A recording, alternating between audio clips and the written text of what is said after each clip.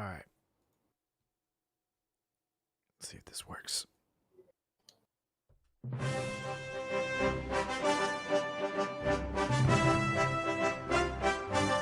Good evening, everybody. Welcome to the CantinaMX Football Podcast.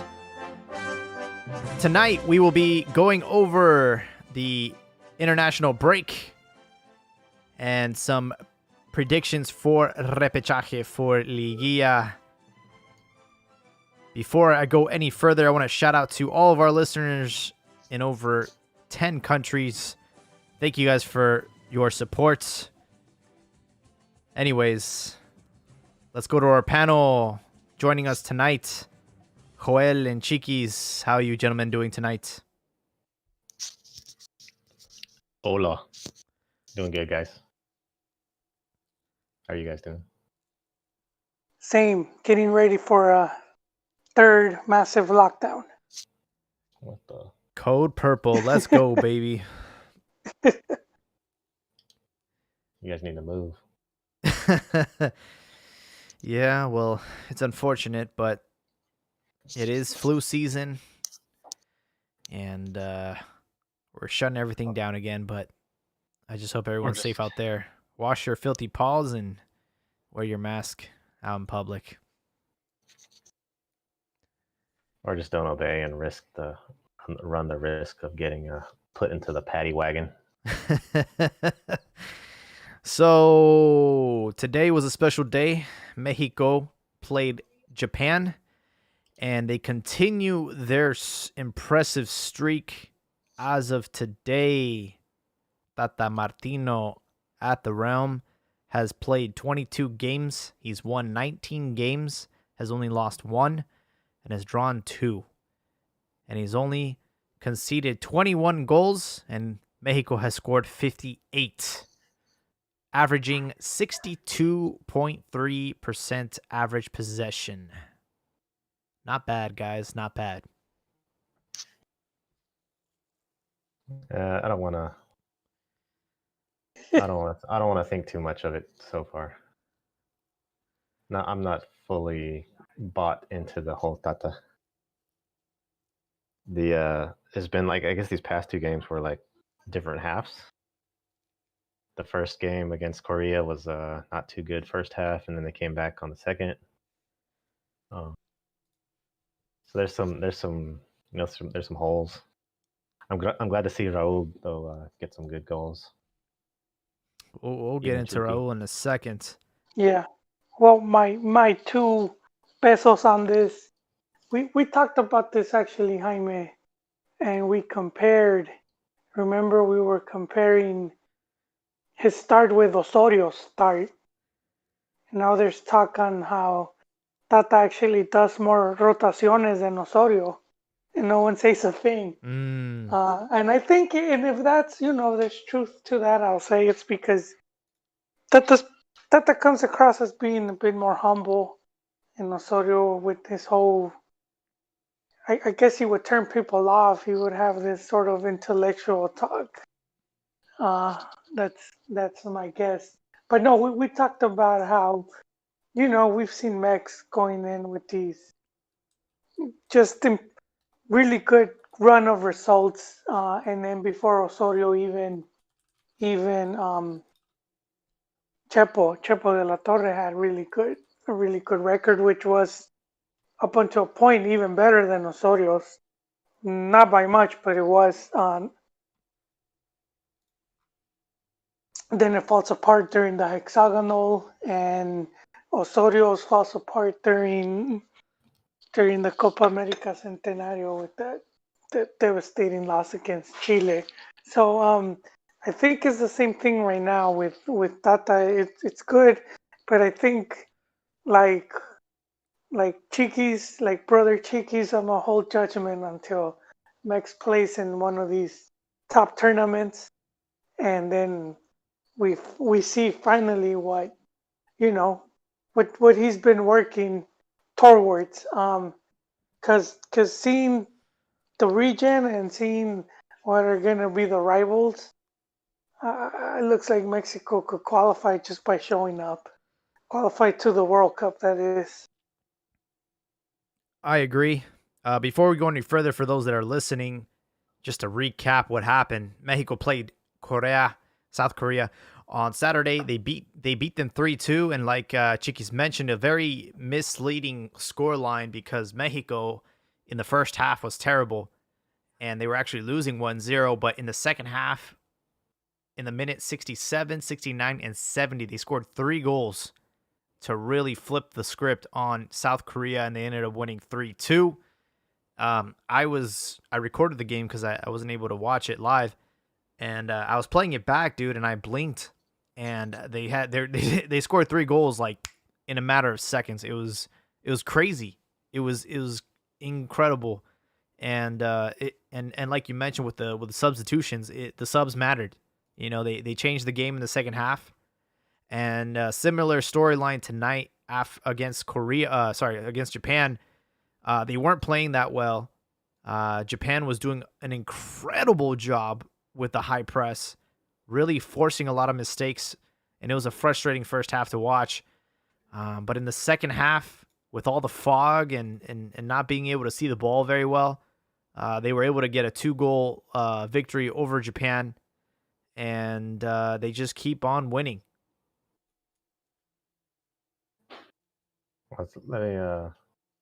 Let's just look at 2020. You got a win against Guatemala, not impressive. You have a 1-0, sort of a surprising win against Holland. It's a friendly, so you can, I guess, partially give that some credit to Mexico, to Tata. Then you got a 2-2 tie to Algeria, come from behind sort of win against Korea, and then a win against Japan. So nothing really too spectacular, at least in this year. And then you can go to last year, and the highlight from last year, I guess, was Argentina spanking Mexico 4-0. Yep. So, I mean, like Joel said, we got to wait till we get to some type of tournament, which should be coming up next year. And I agree. I was actually looking at Juan Carlos Cambios Osorio's results, you know, because Tata has played 22 games. And Mexico had a similar thing where they won most of their fixtures. Out of 22 games, they lost twice, the 7-0 against Chile and then the 2-1 against Croatia. Apart from those fixtures, every other game was a victory or a draw for Mexico. So, like Joel said, you know, these are a little bit misleading stats, you know, but I do agree in the fact that Tata Martino has a little bit more credibility, you know, because he did coach Barcelona, and he's not as I don't know if it's arrogance or it's just the personality. You know, the thing about the Mexican job that people don't really consider is the fact that you have to learn how to work with the media. You know what I mean? And if you come off as a little bit abrasive, then they're gonna throw it right back at you. And I think like Tata has just been an easygoing guy, and he hasn't been as criticized as Osorio was. I think he's got. Well, I think Osorio, he was looking for that clout. He was searching for the clout, man. He was wanting to be seen with his little notepad, with his pen in his socks or whatever, and putting out the cones. Yeah, and he wanted to be He was seen as a selling genius. himself. He was wanting the springboard. He wanted to be seen as a genius. And Tata, man, he's Argentinian. He even though he played, I mean, he coached, you know, Argentina, Barcelona, and then he went to MLS and stuff. He don't care. He doesn't have that like ambition. He's just like trying to do his best. He's not trying to bounce to, you know, he's been to some pretty good places. So he's not on that level of like trying to springboard like Osorio was. And, So and he's well, more relaxed. you know what, Chiquis, and on that note, also the press, like, because a big part of it when JCO was coach was the press did challenge his credentials, where Mhm. they felt he wasn't the right coach, or that Max could have done better, and he just hadn't. It just wasn't seemed that impressive, and he had been in Mex before with Puebla, and it did not go too well. And you could say he was doing okay in Brazil, but you know that's not a reason to to hand over a selección just because you're doing okay, you know. And I think that's the major difference when you look at Tata, and he was in MLS, but he won. He won the league. Uh, he didn't win at Barca, but he did finish. I think it was two runner-ups, right? Um, like se quedó. It was short. I think he was like in second place, and then uh, but then having coached the Argentina national team, so it's the opposite. It could be seen as a step down, and that's a big, yeah, not to talk shit, but it's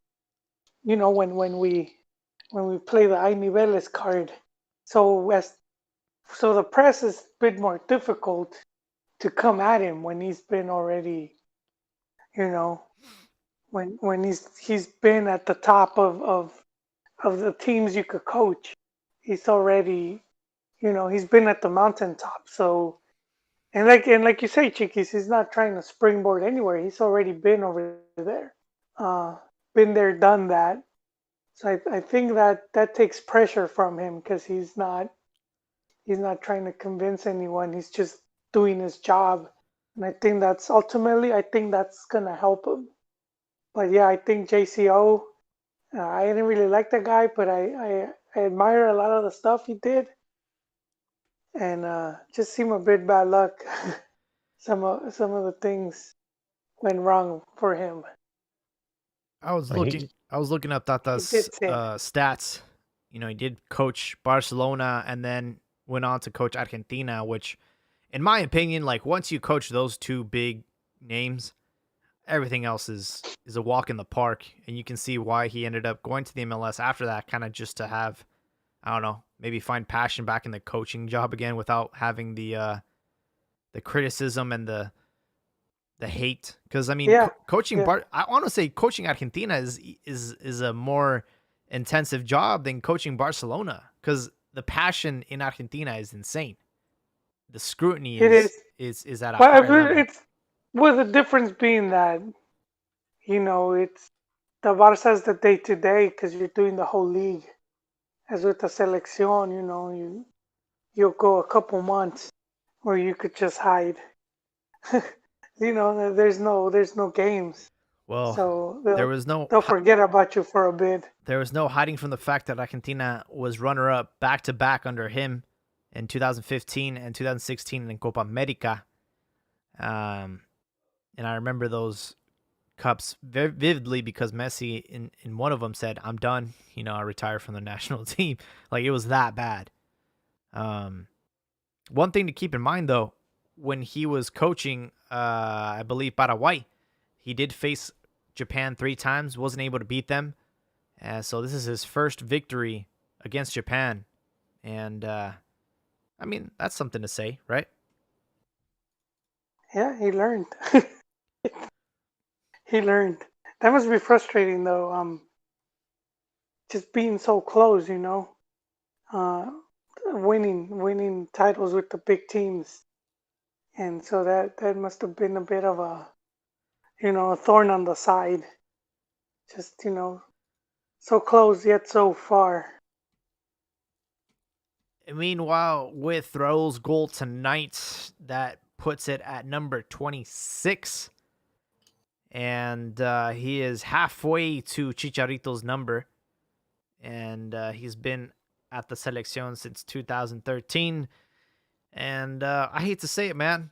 I mean, he's had a lot of games. He's got over 80 caps, and I'm just unimpressed with his numbers. Yeah, I feel that as fans we compare we expect, I would say, expectations are him to match what he does at Wolves, and he's not close to that to being like that goal machine he is in the EPL. uh, I don't know, it could be a lot of factors. Same thing happened with Hugo Sanchez. He was not, if you see how he was with Real Madrid, and then with Mex Selección, it was just very different, you know. I don't know if you guys follow Wolves like in depth, but it seems to me with Mexico, he's not the sole goal scorer. Mexico doesn't rely on him only because you have Chucky, even Antuna scored. You have Tecatito. So you have other goal scorers that can do the job where you don't really need Raul as like your main dude. And I don't know if Wolves that's the case where Raul is like he's the only guy in the middle. If anyone's going to score, it's going to be him. And I guess he's been fortunate also. He's been in the right place at the right time with a lot of his Wolves goals. But I mean, he hasn't like unimpressed me. He hasn't like gone in the negative in these past two games. He was in the right place and was able to get that one like target goal. So that was a good thing to see. Chucky had an impressive shot. It was just typical like run, and I'm liking. I think Pizarro had the assist on there, and I'm liking Pizarro and also Orbelin. He's been impressing me with his passing. I think he got an assist in the Korea game. So those two guys have been sort of impressive. But it was good to see like a mixture of goals from Chucky and Raul, and then I think who's the defender that scored today? So you have a mixture of people. I think you're talking about Salcedo against Korea. Yeah. Yeah, Salcedo scored. Salcedo got his little slap in goal. So that was. I think I like that way that I don't know if this is the intention of Tata, but like everyone's involved in the system. I will say I think it was the Korea game. They got totally. I think it was the first goal. They got totally schooled from. It was like a work of art, the way they just passed it and they did the parade from like midfield, and the guy ran down the left side and then passed it in for the goal. I think the defense was a little bit off. Gallardo wasn't covering the dude. They just let the guy alone in the middle, and then they got the score. And then I saw a lot of hype for that Raul. That's a different goal. He scored twice. Yeah, he The scored Raul twice. goal, the Raul goal where he like sort of slapped it with the back of his with the side of his foot, the outer side of his foot. That was tonight. Yep. It wasn't like it was nice, but it wasn't. There was some fortune there because when he took the pass initially, he tried to do something with his right foot, but it ended up bouncing wrong. But he still had control and was able to take it in. So it was he was sort of like fumbling about, but he still controlled it at the end and was able to do that nice. It was a tough angle to score from. I'm actually impressed on how he was able to pull that off with three toes, because he did hit it on the outside of his foot and it just happened to hit the corner. And the goalkeeper just agony. You could see it in his eyes after he got. Yeah. He's like, ah. Because it was close. It was within his reach. Because that was a tough angle. But the fact of the matter is, again, he has half the amount of goals as Chicharito, and he's at the helm. I mean, this is the guy to beat right now is Raul Jimenez. There's no other striker in Mexico that is better than Raul Jimenez. And for him to be, the main guy, I'm just unimpressed. He is getting his goals, but I don't know, man. I mean, I'm talking about like going into a World Cup. Is this the guy that you want to rely on? Probably not. Like you mentioned, Chiquis, I think we're going to get goals from our wingers and from other people participating in the attack. But I don't know, man. I kind of hope that we can get some competition up there, because as of right now, it's a steep curve, like whoever's next. Like it goes from like Raul Jimenez to like, I don't know, like a Henry Martin or a Pulido, and that's not good. JJ Mack is still there.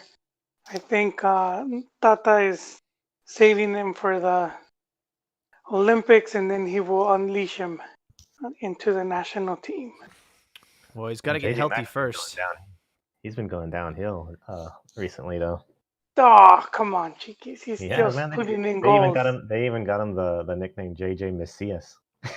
he misses all the goals, man. Oh, hey, but man. six. He still has like 6 goals,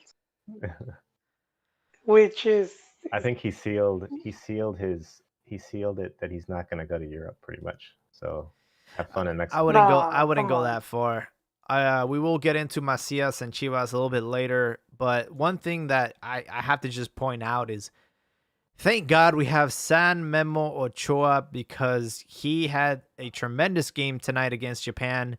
We did have Hugo Gonzalez against Korea, and you know he had he just had a terrible night. I don't think Hugo Gonzalez is selección material, and tonight Ochoa showed why he's still our best goalkeeper, and I just hope he stays healthy so we can have him in Qatar for 2022. And he did it.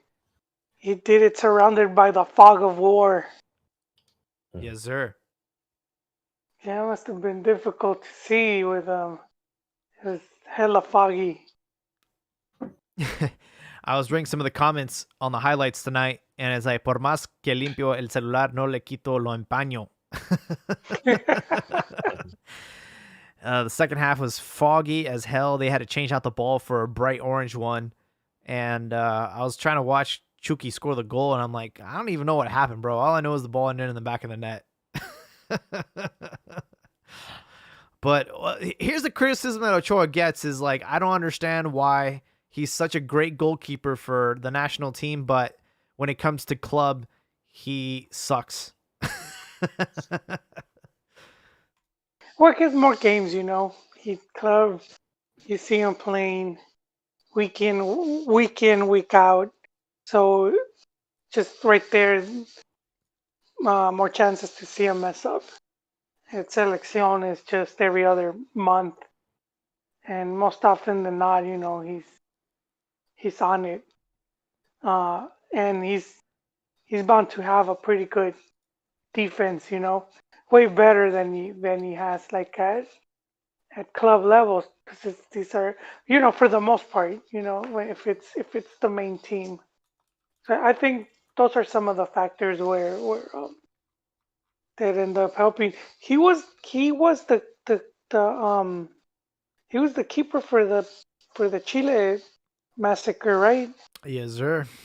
Oh man, see, so I mean, he's he's been at the other end as well, but he's such a like polarizing player and he does these epic saves that's what we end up remembering the most. As Mexico fans, we're more likely to remember the tajada and the one-on-ones and all that. So going into the World Cup qualifiers, there were some other countries that had action over this international break. USA, they beat Wales 0-0. Yeah. And then they beat Panama today 6-2. And then we had Costa Rica, who lost to Basque Country. And me and Joel before the show were trying to look up like what is that? What even is that?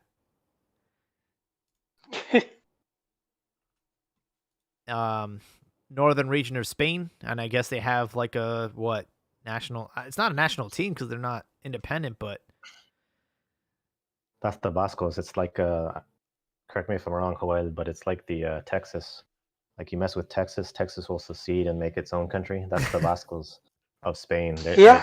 They'll make their own country if you mess with them. Well, the Basque, because they retained like their identity, so they consider themselves separate, but they're still under Spanish rule. Same with in Barcelona, the Catalans and the Catalanes, and they still have their own flag, and they even have like their own national team. But it's like it's they don't compete.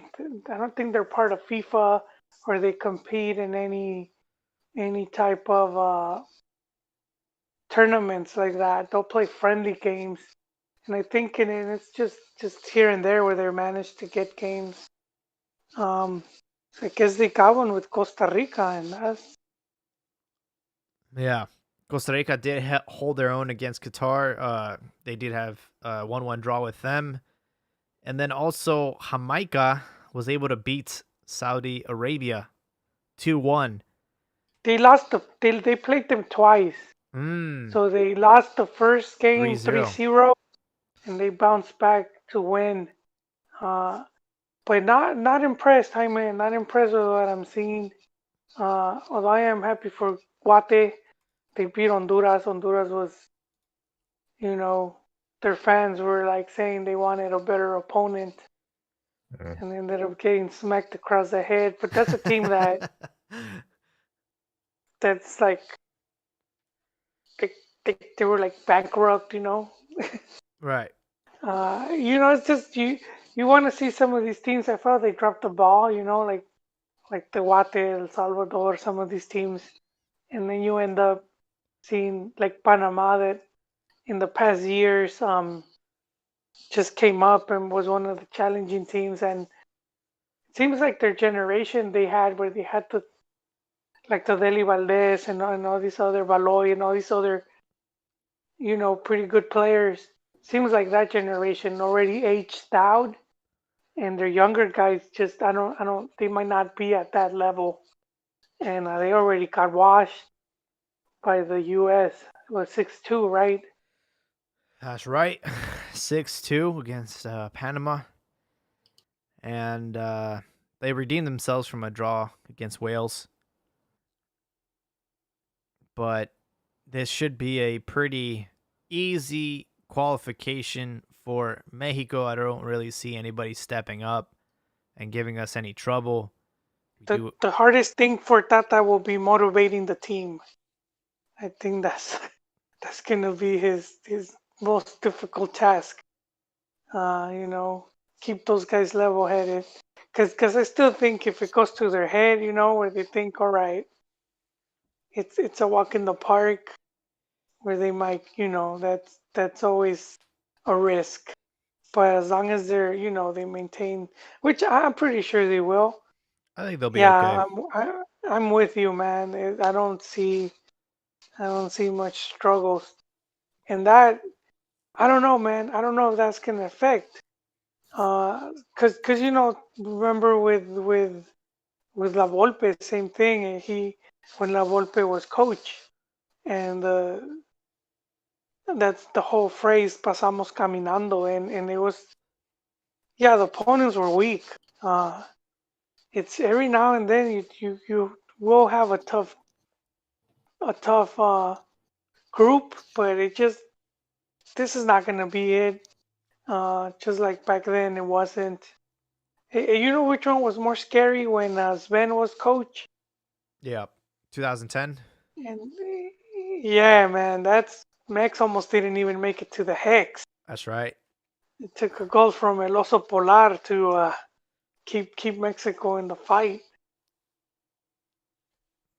Yeah, we've had some scary scenarios in the past, but I think the trajectory we're going with Tata Martino is very similar to Osorio, where we're gonna go into this, caminando.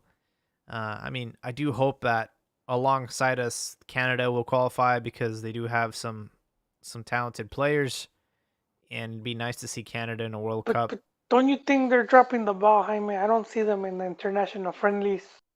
What are these guys doing, man? Who? I mean, Canada. I didn't see them have any games in this. You know, I don't know if they're just being safe. I mean, if Oscaudi can get a game, you would think Canada could manage something. There's Yeah, I'm coming up with nothing right now. And to be fair, I understand them being precautious. This was overall, I think, in some ways, a disaster for a lot of players because, at least with Korea, 7 other players tested positive for COVID. And then also with the international break, Chivas let the selección under 23 borrow some of their players, and they came back with some accidents. Alexis Vega will be out for 4 to 6 weeks. Looks like some player from Cruz Azul took him out. Wait, 46 weeks? 4 to 6 weeks. Oh, I thought you said 46. No. I was like, what the hell? No, that's a Damn.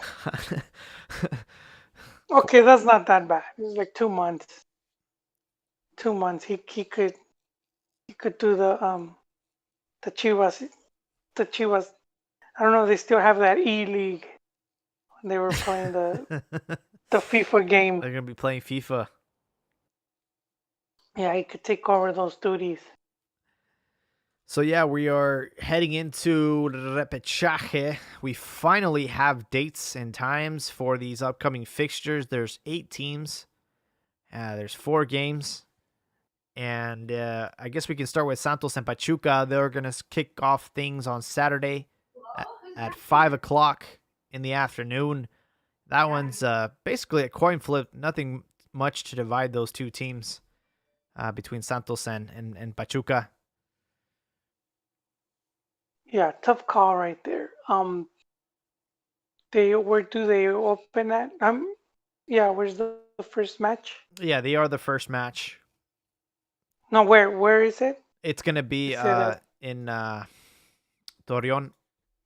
La Comarca Lagunera? Okay, okay. Then usually you with teams like that, the closing team usually has a slight advantage if you could close at home. Uh, there is that whole thing now where it's like empty stadium, and I Right. don't know if that's the Tuzos are going to be allowed to have. But even at what, like 50% capacity? I don't know if that's a thing. I don't know if they're like going to allow fans to be partaking in these Liga fixtures. As of what I understood, it was just Mazatlan and Necaxa, but I don't know if they've actually opened it up for everybody else.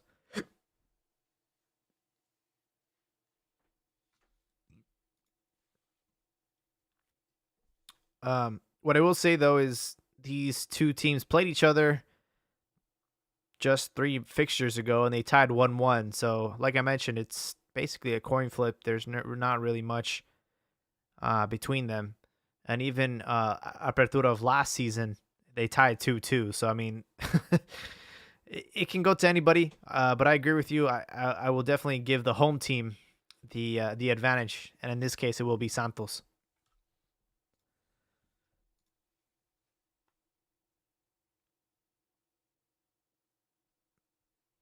And Wait, then hold on. Is this ida y vuelta? no, this is Okay, it's just one a time. single game elimination match. Oh, And that's good. if I'm not Oh mistaken, man, it goes straight into penalties if they tie in regular time. So there's no overtime. It's just penalty shootout. Oh, okay. oh thank you. I'm talking about Pachuca having the slight. So then it Santos should have it then. Yeah. They're at home. Yeah, so slight advantage. I'll give them the slight advantage to Santos. Right after that match, we are going to have Guadalajara versus Necaxa. Like I mentioned, Alexis Vega out for 4 to 6 weeks, arguably Chivas' best player. That's quite unfortunate. It got to the point where even Pelaez is looking to, I don't know, try and sue the player or demand that he gets like suspended for the rest of the season. Like, it's that serious. Like, they are very upset that this happened, and it makes you not want to let the selección borrow your players. Well, Pelaez, I like the guy, but he sounded salty, and it's like it was a Cruz Azul player that injured him, and he wanted to have that guy suspended, but It's part of the it's game. not like it's not, yeah, but it was like friendly. It wasn't like a friendly. It was like a it wasn't like league. It didn't happen during like a league during league play. So eh, I don't think that's something you could do. It's like basically because you did something at a cascarita, they're gonna suspend you from World Cup qualifying, something like that. So, but I think he's just doing it to kind of I don't know. I know he has other motives, but whoever Necaxa was praying to, man, they answered their prayers because yeah, they would want to face Chivas with their two best strikers not available. I'll say this about the Alexis Vega injury. it's part of the game. You can't really protect your players and stuff. I will say though that it's kind of stupid to like, keep your players warm or active or in shape between these international breaks. It wasn't that much of a break, it was only 10 days. And it's so silly to like put your player at risk going into like an elimination game. And also all I do understand where Belas is coming from, like being upset about the player, because this is at the end of the day a friendly. This wasn't a match that was going to make or break like that team's like trajectory. And to go into that tackle is just unnecessary. It's a friendly game. You don't have to go out and take them out, man. Like just, you know, it's a friendly match. There's no need for that kind of malicious tackle. So I understand both sides, but I do think that when you're going into a game that's a friendly, I think you should just be mindful of like, hey, at the end of the day, bro, you're a human being. Don't fuck up his career. Yeah, but and on Chivas part, I do think they should have just not allowed the players to go. Yeah. Seeing all the stuff Chivas has been going through and how they 86th four players and just all this desmadre surrounding the team, and you got this big match coming up. You're like, no way, man. We're Yeah. we're we're close for repairs. Just no, just no, man. Uh, no means no, and that's it. And I don't know why. I don't know why they agreed. What the heck? I don't know if it was mandatory. But yeah, they should have made a stronger case. And if I have to give a negative mark to Pelaez, that would be right there. Mm-hmm. He should have done more to protect us. These players. Now the team is in a just weak position, man. Yes, and the other player, like you mentioned, Macias will also be out for this game. He's got a muscle injury, so he will not be back in time for the game against Necaxa. And all of a sudden, what seemed to be, I don't know, not an easy match for Chivas, because the last time these two faced, it was in sort of a goal and stoppage that Chivas needed to win the game.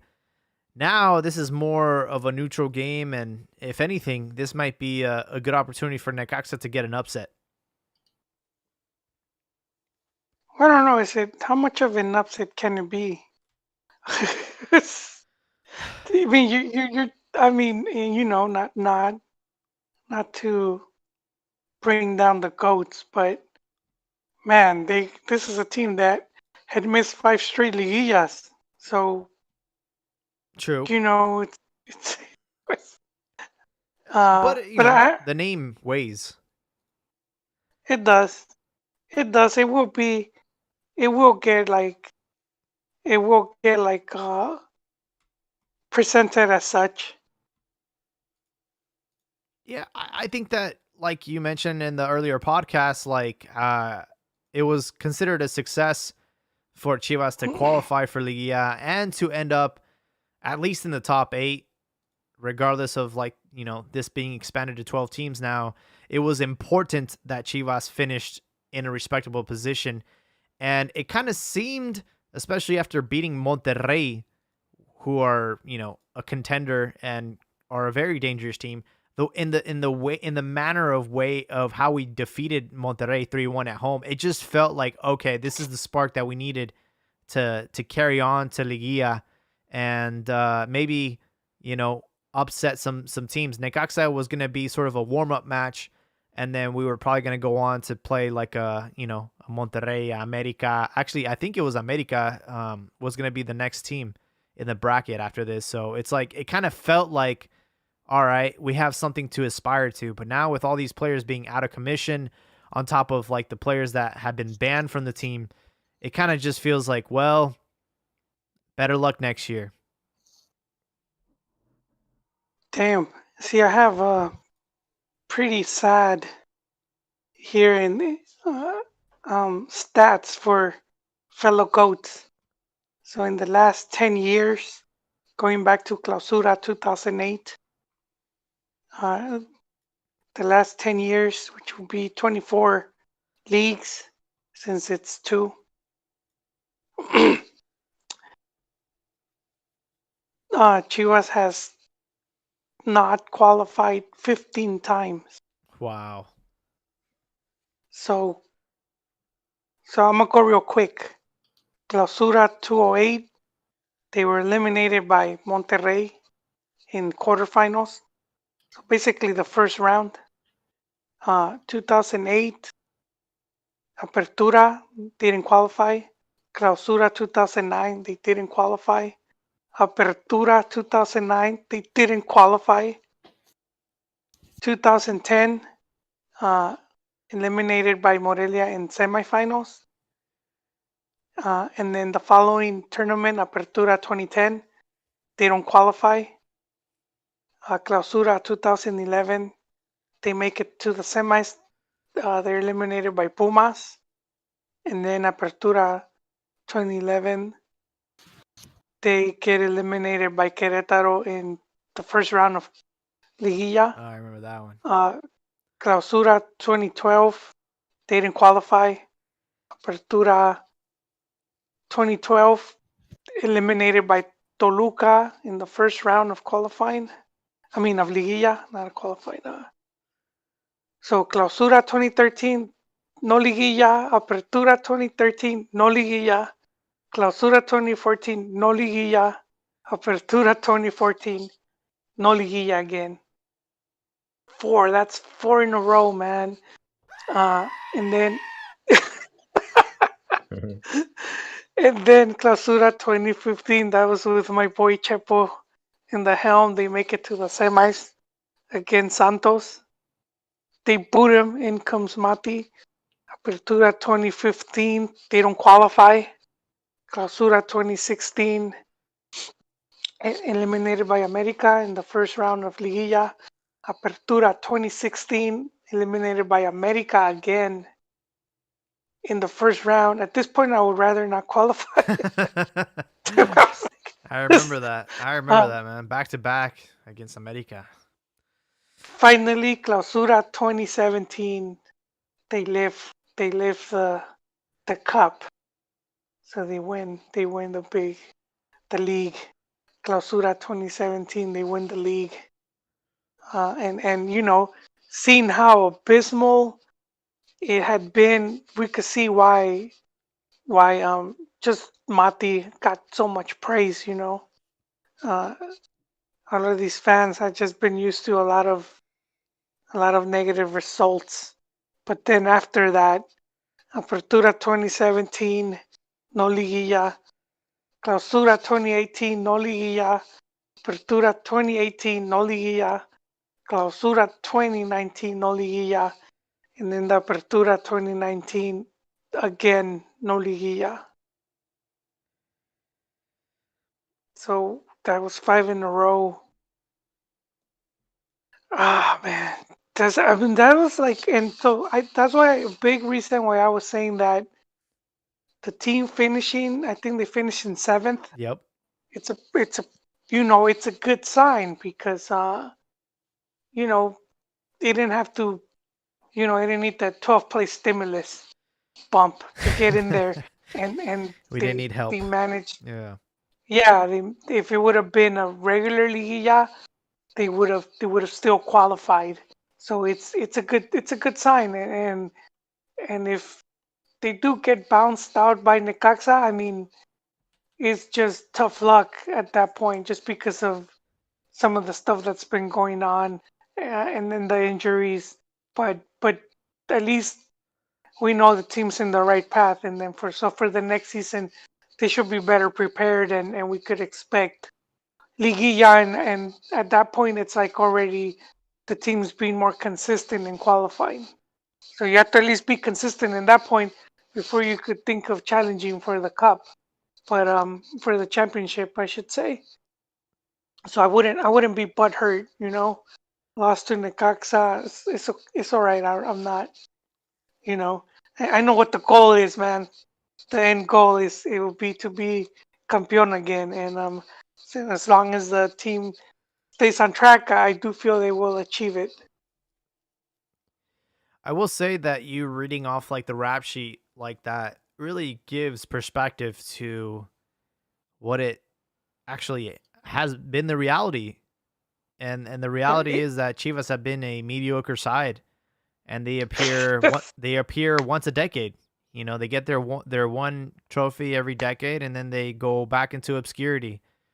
Um, yeah, and yeah, then compared, like if you look at Santos and even like Pachuca in the past years and how they've been, so these guys are have been more consistent and challenged for it more often.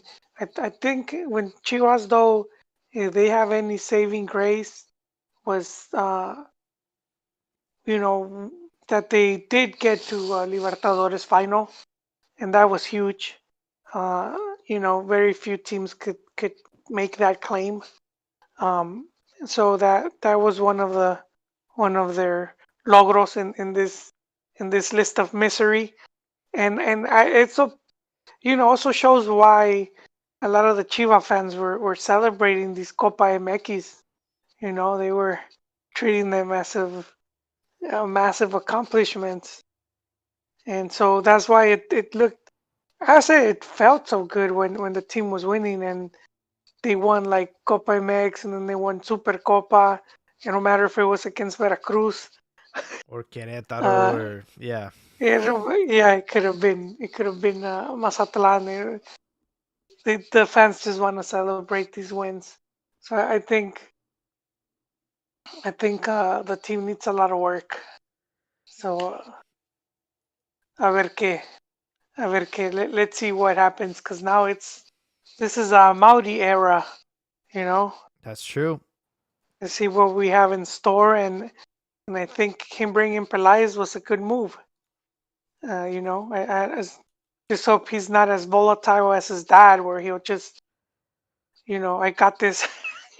He'll have that, he just all of a sudden boot out, cause his old man brought in some really talented people, and he would just give him the stunner, He got shake. in his own He would, way.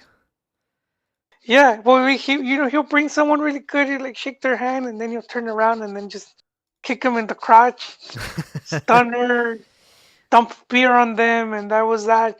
Because I mean, look who he had. He had Johan Cruyff. Yes, sir. Granted, dude was sick, but I mean, if I have contact with Cruyff, if he can't come, I go to him. Yeah, exactly. That dude was a wealth of knowledge. So I mean, fuck it, send him outie. Like just go over there, dude. We're paying this dude money, man. Just fucking Yeah. go stay in his house for a couple months, man. Just pick his brain, dude. But seriously, man, because this guy was involved with the Ajax and the Barcelona Barcelona. and all that, Oh yeah. which have elements of what Chivas kind of used with under Hans Westerhoff, and they were sort of trying to bring that back. Yeah. And but stuff didn't work out. He had Lebrija, who was another, and I hope I'm not getting it wrong. In my old age, I my brain plays tricks on me. But he had one of the masterminds behind that epic Toluca team, and he had him at Chivas, and again booted him. Lebrija But the was dude I left. was The excited dude about left. Lebrija. Actually, he left because he said, you know, yeah, it was Lebrija. I just, my mind, Jaime, They were going it over it his it head, right? it froze me. They were going Yeah, over they his head. were. Yeah. He did. He kept them out of the loop for the Man U deal with Chicharo, and I believe he said I would have kept them because we had Libertadores final, Mhm. and that would have been massive. And and yeah, I do. I agree with that dude. But I mean that was a guy that he knows his stuff. So So let's see what happens. This We'll see what new happens. directiva. Chivas will face Necaxa on Saturday at 7 p.m. Also, something worth mentioning. It's been a year since Vergara died. It was his anniversary on the 15th. And I don't know. Now that he's dead, it makes me feel a little bit different about his era. He did give us a stadium after all. And I don't know. I guess he did more good for the team than damage. But there are definitely some times where I felt that he was just not allowing the people that he employed do their job. He was micromanaging and going over their heads. And I don't like the fact of how he took, how he handled the legends of the team, and how they all basically left through the back door without getting any recognition. And you gotta take care of your legends, man. Like someone like Ramon Morales deserves a statue outside the stadium. I mean, that guy was a legend for Chivas. Ramoncito. So And even Bofo. Bofo, Yeah, I mean the dude came back with his tail tucked between his legs. And I do feel that they should have allowed him some games because he was complying. They had him at Cimarrones or what was that team? Geez, I can't remember. he was They at threw him. Querétaro, and then No. It was the team they were linked up with Chivas, and Higuera owned them. It was white. It has like a white uniform with a stripe.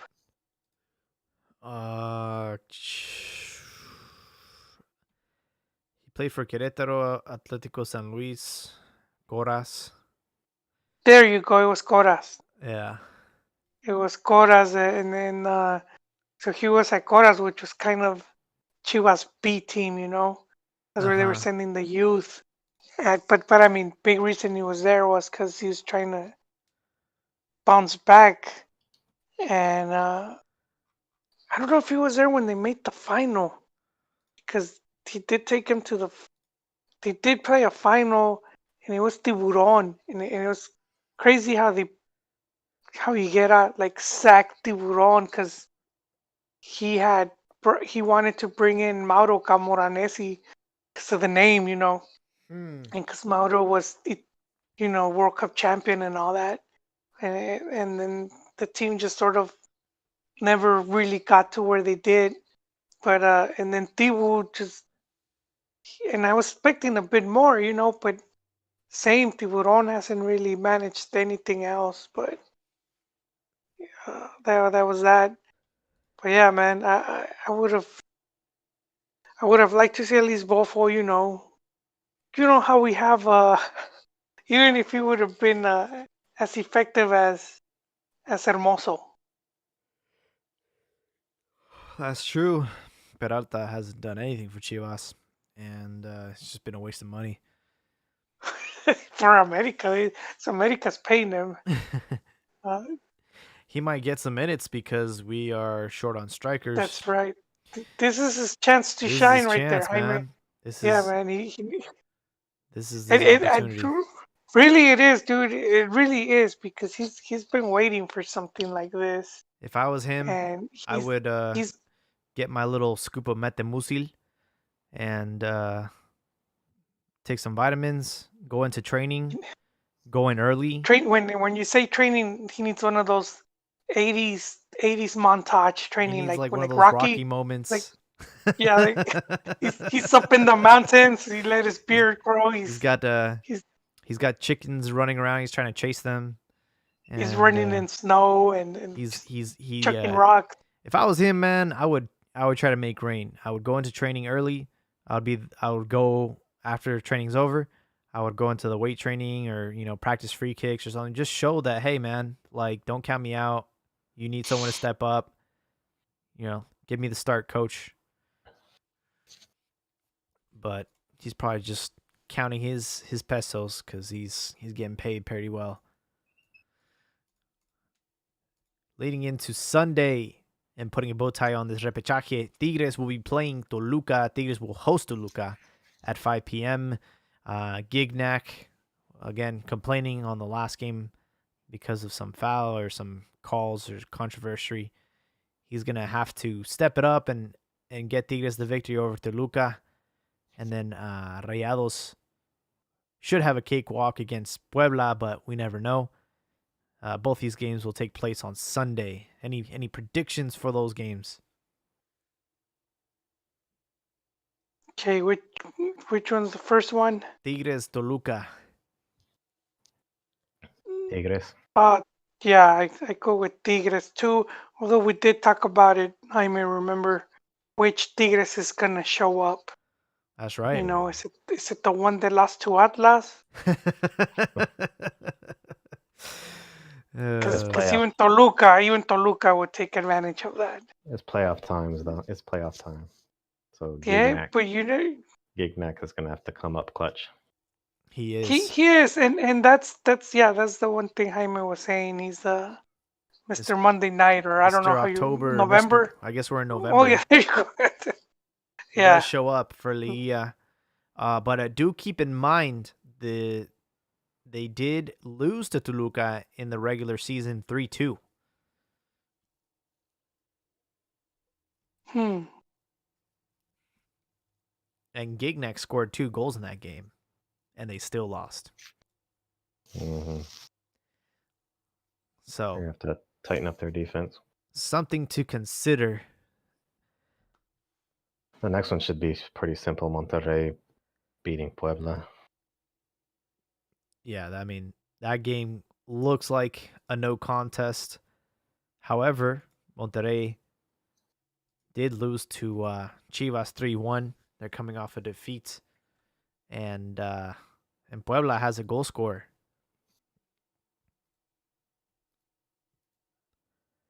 Yeah. They do. Oh, what was his name? Oh, with the Ormeño? Ormeño, there you go. He's been one of the Mexis we've been highlighting here. Santi. So let's see. He's having a great season for Puebla. I believe he's got 6 goals. And he is Mexican. He's 26 years old. So, like I mentioned earlier, we're having a striker crisis, and this is his time to shine.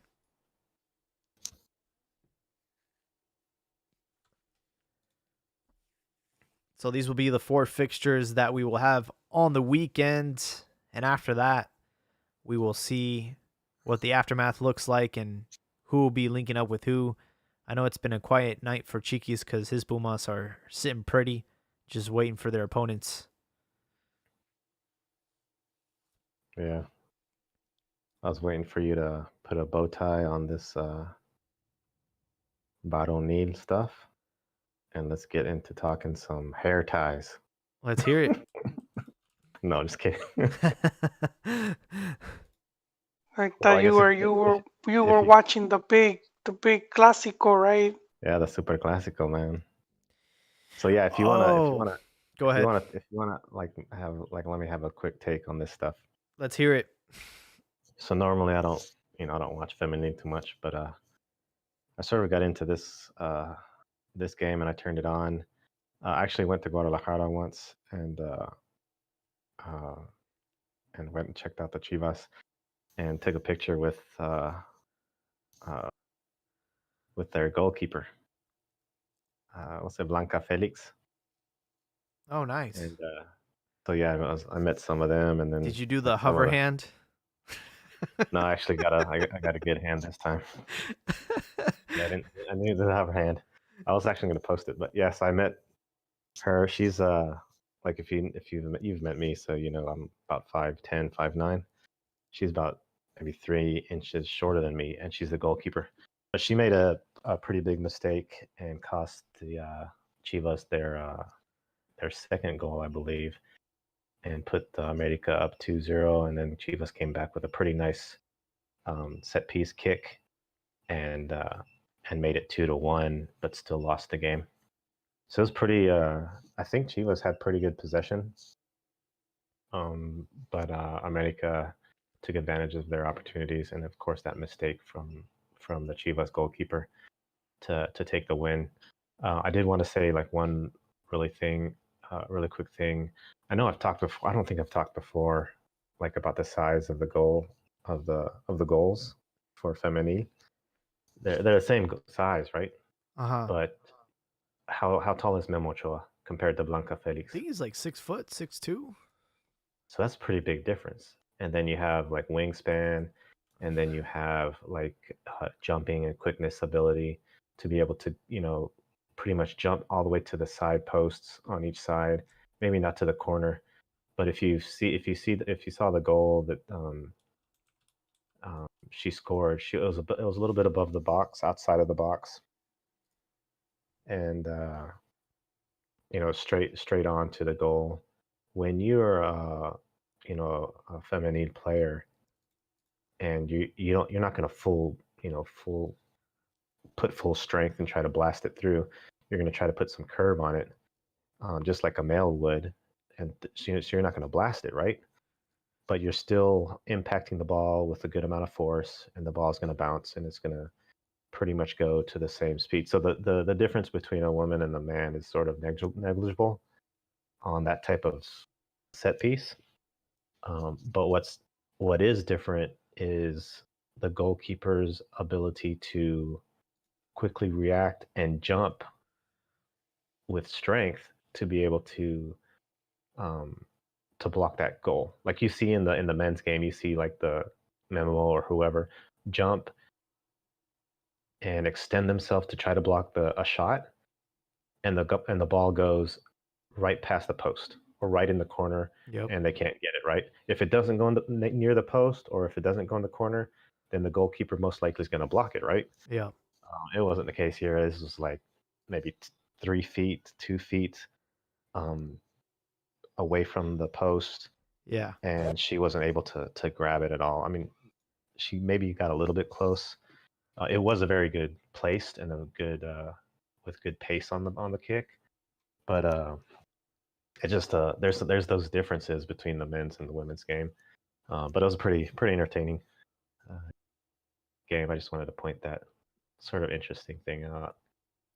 I looked Where it up. there's Blanca Felix is 5'6", so yeah. yeah, can you believe that? Like how old or how tall is Conejo? Is he like 5'6" also? He's about that height. I Maybe a know little bit taller, Jorge maybe Campos 5'8". was 5'6" or 5'5". So I mean, we've had short goalkeepers in the past. But that's a good observation. I totally missed the Clásico Nacional. And I do have some criticism when it comes to this kind of stuff. Like if you're gonna call it the Clásico Nacional, if you're gonna hype this up, like this is the Super Bowl for the women's soccer. Why you gotta do it on a Monday? Why not do it on a Sunday? Why not do it? Because I mean, we didn't have regular season games. We didn't have, Liguilla. Mexico played on a Saturday and a Tuesday. It would have been a great opportunity for the female league to get some recognition and to get some respect. But you play on a 5 o'clock on a Monday. It's like, yo, that's a work day, man. Ain't nobody gonna watch this. Yeah, maybe there's a contract thing or something like that. Or maybe the stadium was booked for something else. But yeah, that's That's Shakira concert or something. well, they're probably set. Like they probably have the schedule set from the very beginning of the season. Uh-huh. So maybe they didn't take in consideration that the men's team they're off, that weekend or whatever. So Yeah. I'm all in favor for signing Norma Palafox for Chivas. We could use her in the game against Necaxa at this point. We need all the help that we can get, man. We don't have a striker, and who knows? I don't know what like the skill level is, or if she could be able to hang with the men. But at this point, man, we got to take as much help as we can. I am looking at the highlights as far as the free kick goes that Chivas scored, and goalkeeper, man, some questionable goalkeeping there. I mean, she had it. She just let it go through. And you mentioned the wingspan. That's definitely a real thing. Yeah, and it's the explosiveness. I guess that's a good word. Like the explosiveness and the like the muscle density, the muscle strength for like explosive quickness. That's just really different, and that's what you really need for those types of quick reaction and just an explosive type of jump to be able to reach those and block those. Yeah, I think in things. that one, just looking at the highlight, it was just reaction time. She had a late reaction to the ball, and she ended up, eating up the goal. And I can't really criticize her that much because, again, Hugo Gonzalez had a very similar situation against Korea where it should have been an easy save, and he just slipped through. But he has. I just don't think he's good enough to be a national goalkeeper. I think for now Ochoa has shown his worth, and keep him for Qatar, and then from there we'll see who's next in kin. But as of right now, he's the goalkeeper to beat. But we're about an hour in. We've covered everything that we need to cover.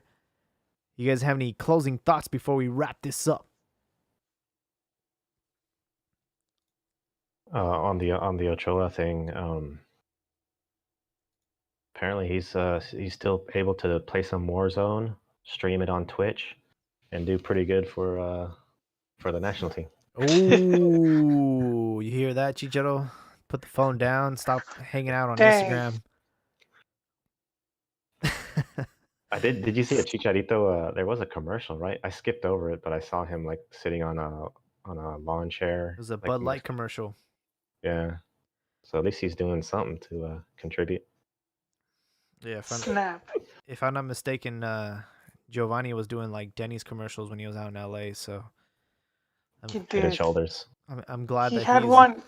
huh. He had. There was like an ad, and it looked like the cheeseburger was telling him jokes. Like he's holding it and he's laughing, and it's like I've never done that. Like I pick up a burger and I start cracking up. This is like was it telling him some funny stuff? I don't know, man. Um, Yeah, I forget something like that.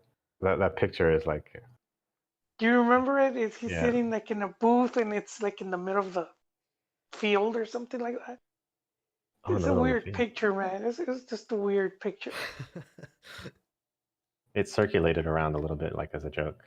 I remember that. Well, yeah, because he's by himself. I mean, you would think if there was been someone else, then yeah, they're talking, just cracking up.